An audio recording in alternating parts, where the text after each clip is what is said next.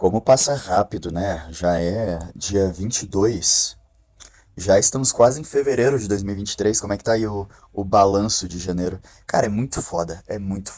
Porque você vai vendo, o tempo vai passando e você mantém a mesma consciência. Geralmente a gente tem aquela ideia de que quando mudarmos o aspecto da consciência, vai perceber o mundo de uma forma completamente diferente, sendo que é mentira, cara. Você sendo rico, pobre, tu vai ver a vida sendo você próprio. O aspecto da consciência não vai mudar. Então a percepção de tempo sempre vai continuar te assombrando, porque você sempre vai querer mais e mais do futuro e mais, vai chegar aos 40. Hoje eu tomei um choque horrível pesquisando sobre bandas que eu gosto, né? Como vocês podem ver aí na capa, temos um ícone.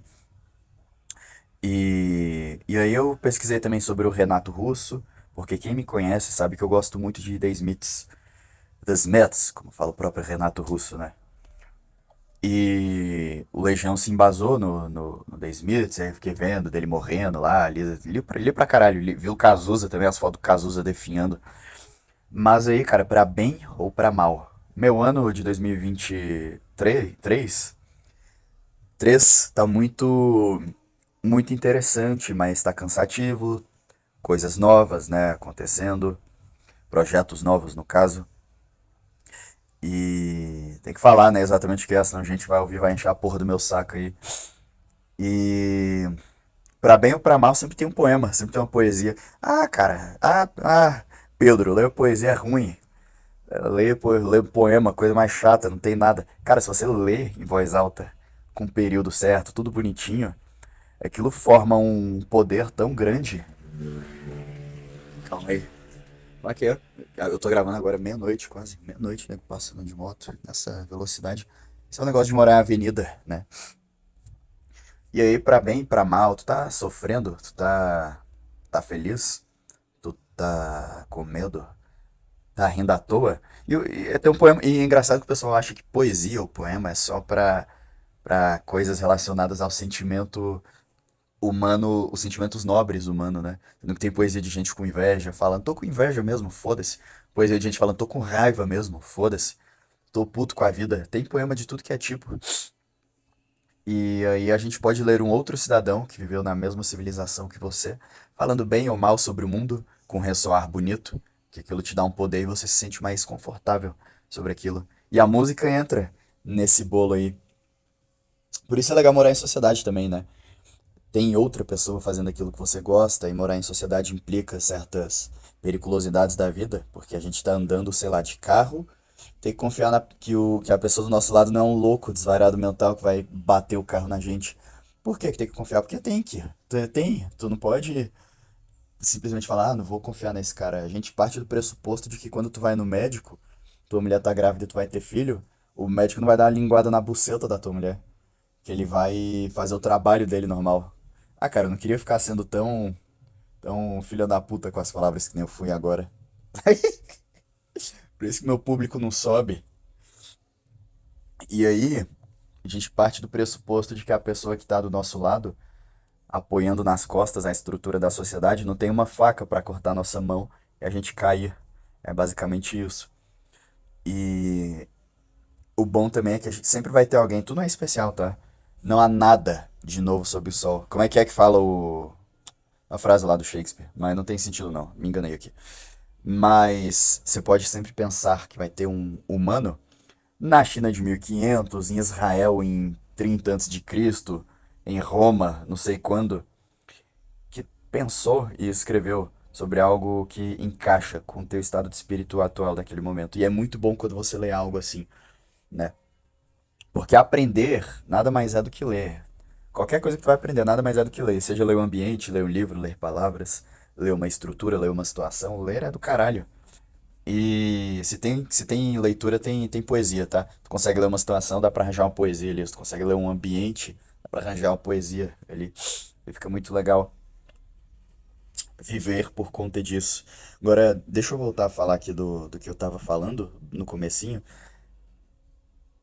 Essa foto aí em especial, vamos começar por ela. Não sei se vocês conhecem, mas existe uma banda chamada Alice in Chains. Ou Alice in Chains, né?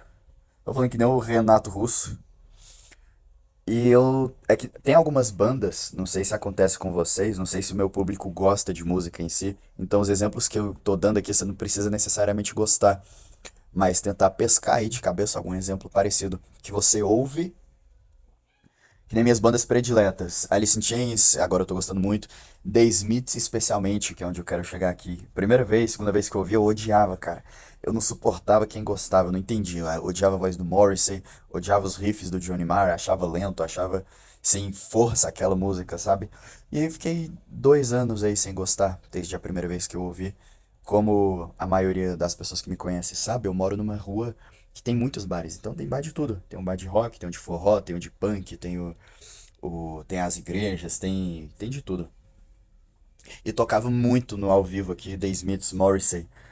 E aí começava. I'm so sorry, I'm so sorry. Why do you come here? E eu já, não, cara, não, pelo amor de Deus.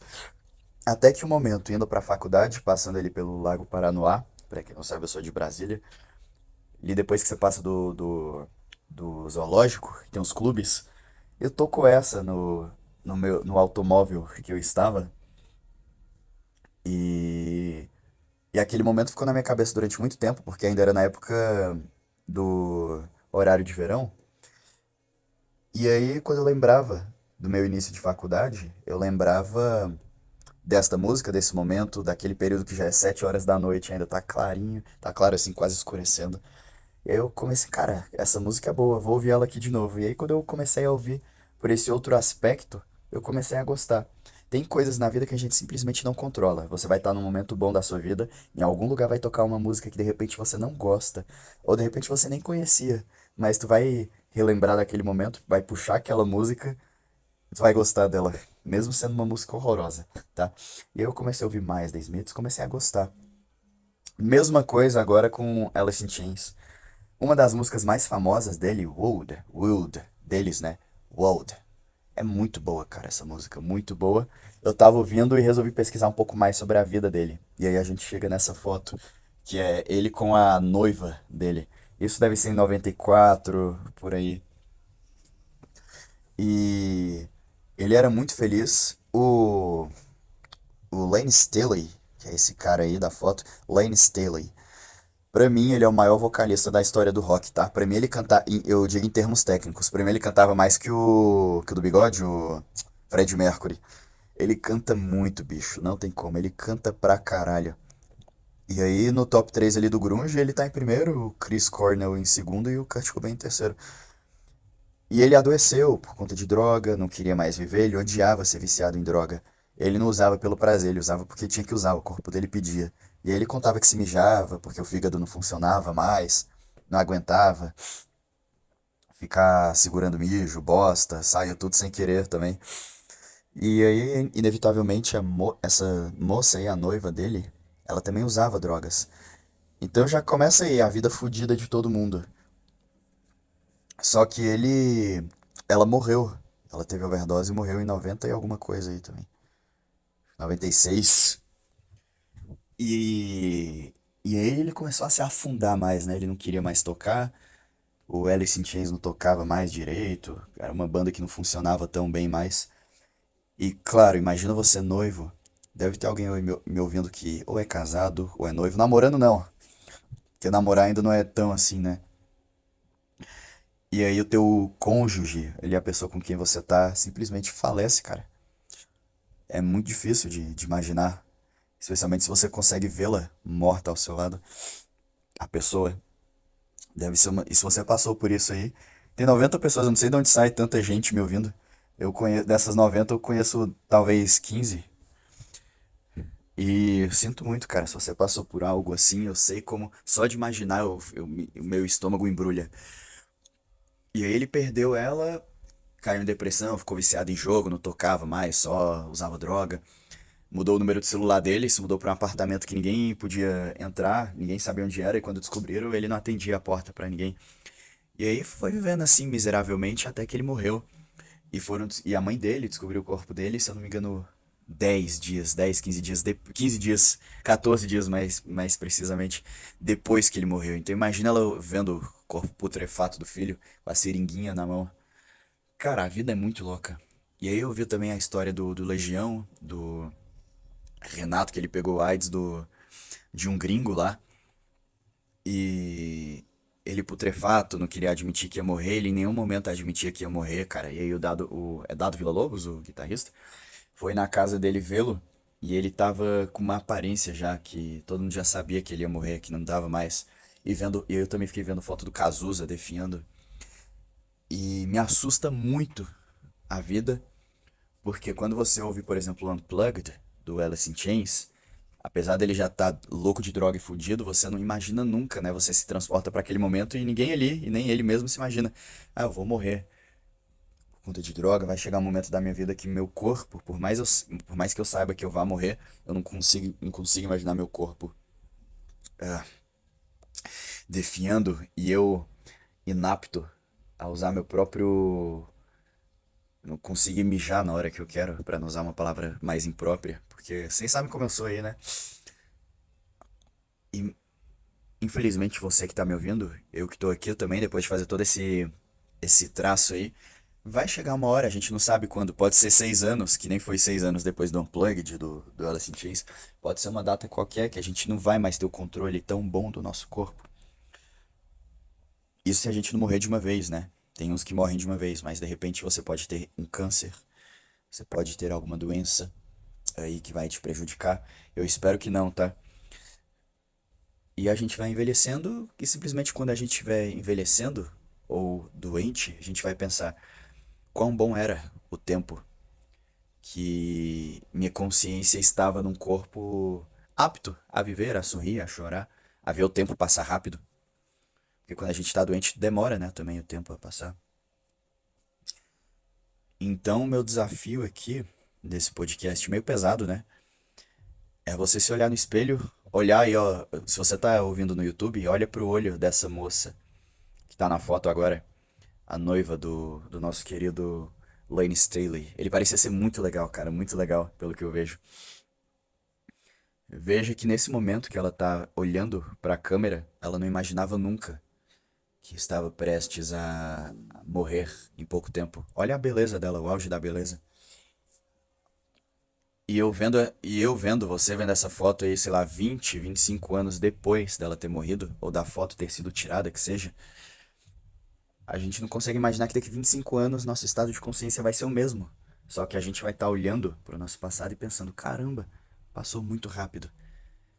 E não importa, cara, se tu for milionário, entre aspas, vencer na vida, for rico, criar o seu novo Beethoven, tu não vai conseguir. O vento, ele é o vento, ó. O tempo, ele é o maior artista de todos. Ele é o maior artista de todos, porque ele é o único que vai conseguir olhar pra si e pensar como eu passei rápido, mas eu ainda tenho uma eternidade inteira pra passar e continuar belo e perfeito. E nós não.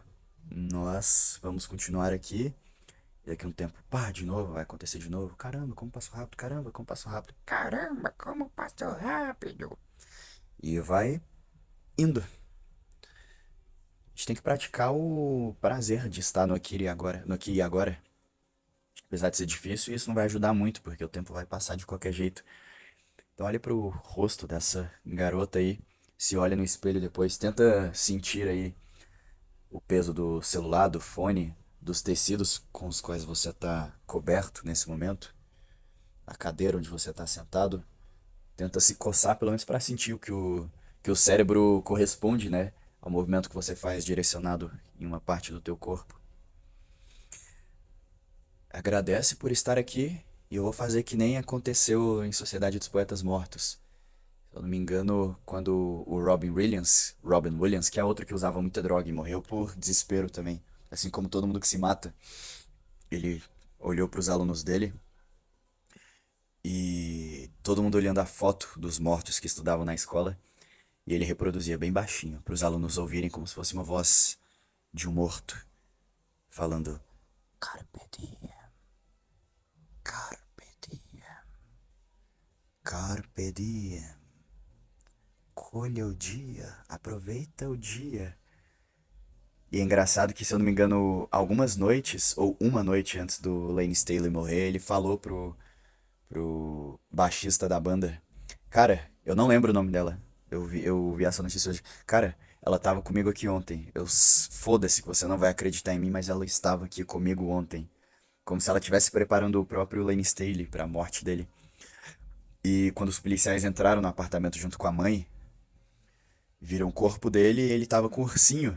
O ursinho que ele tinha ganhado 5, 6 anos atrás da mãe da falecida noiva dele. E ele pediu pra ficar com aquele ursinho, ou seja, ele não esqueceu ela. Por mais que eles tenham se separado por um momento. Então esse podcast é dedicado a essa moça aí, da foto. E que pica, né? E é isso. Não tem muito. Tá tocando um funk aqui, eu não tô mais no clima. No fundo da minha casa. No fundo da minha rua, né? Melhor dizendo. E carpe diem. Aproveita o dia.